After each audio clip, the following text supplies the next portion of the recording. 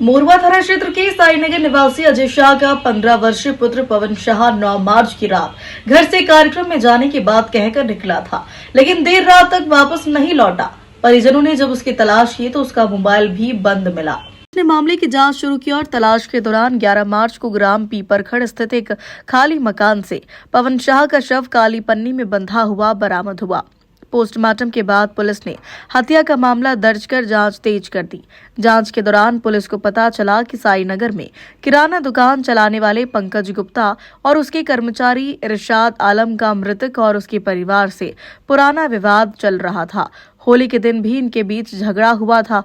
Police ने जब इरशाद आलम को हिरासत में लेकर पूछताछ की तो उसने पंकज गुप्ता और एक नाबालिग साथी के साथ मिलकर हत्या की साजिश रचने की बात कबूल कर ली। आरोपियों ने योजना बनाकर पवन शाह को कुसवई शराब भट्टी के पास बुलाया, जहां पहले से घात लगाकर बैठे इरशाद आलम ने उसका गला दबाया और बाद में सिर पर पत्थर पटककर उसकी हत्या के बाद आरोपियों ने शव को मोटरसाइकिल से ग्राम पीपरखड़ के एक खाली मकान में ले जाकर काली पन्नी में बांधकर छिपा दिया। पुलिस ने मामले में इरशाद आलम और पंकज गुप्ता को गिरफ्तार कर लिया, जबकि एक विधि विरुद्ध किशोर को भी आरक्षा में लिया है। पुलिस के अनुसार आरोपियों ने करीब 20 दिन पहले ही हत्या की साजिश रची थी और शव छिपाने के लिए पहले से ही जगह तैयार कर रखी थी। सिंगरौली से बंशमणि द्विवेदी की रिपोर्ट। 10 मार्च 2026 को फरियादी अजय शाह निवासी साईनगर ने थाना मोरवा उपस्थित होकर रिपोर्ट कराई कि उनके 15 वर्षीय बेटे पवन शाह का पता नहीं चल रहा है। वो रात्रि 9 बजे ये कहकर निकला था कि वो एक कार्यक्रम में जा रहा है। उसके पश्चात वो घर नहीं लौटा और उसका फोन भी स्विच ऑफ आ रहा था। जब उन्होंने थाना मोरवा में सूचना दी तो तत्काल 137(2) BNS के अंतर्गत गुम इंसान की रिपोर्ट रजिस्टर की गई और पता तलाश शुरू की गई। दिनांक 11 मार्च को पवन का शव एक काली पन्नी में पैक मिला, जिसके पश्चात मरण पंचनामा किया गया और परिजनों ने शव की पहचान की। PM रिपोर्ट के पश्चात हत्या की धारा बढ़ाई गई केस में।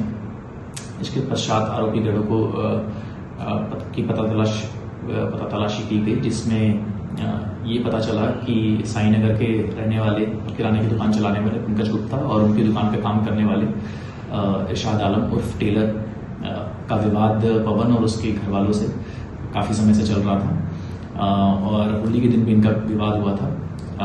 तो इरशाद को अभिरक्षा में लिया गया और उसने ये बताया, उस बार बार अपना बयान बदल रहा था, पर टेक्निकल एविडेंस के बेस पे, उसकी लोकेशन और CDR के बेस पे फिर जब उसने ये बताया कि उसका पवन और उसके घर वालों के साथ विवाद था, वो बार बार इस चीज़ से वो परेशान हो गया, तो उसने उसकी हत्या की योजना बनाई थी और उसने उसके लिए पवन के विधि विरुद्ध वाला जो दोस्त था उसको 500 रुपये दिए और उसे कहा कि वो कुसवई के पास उसे बाइक पे बैठा के ले आए।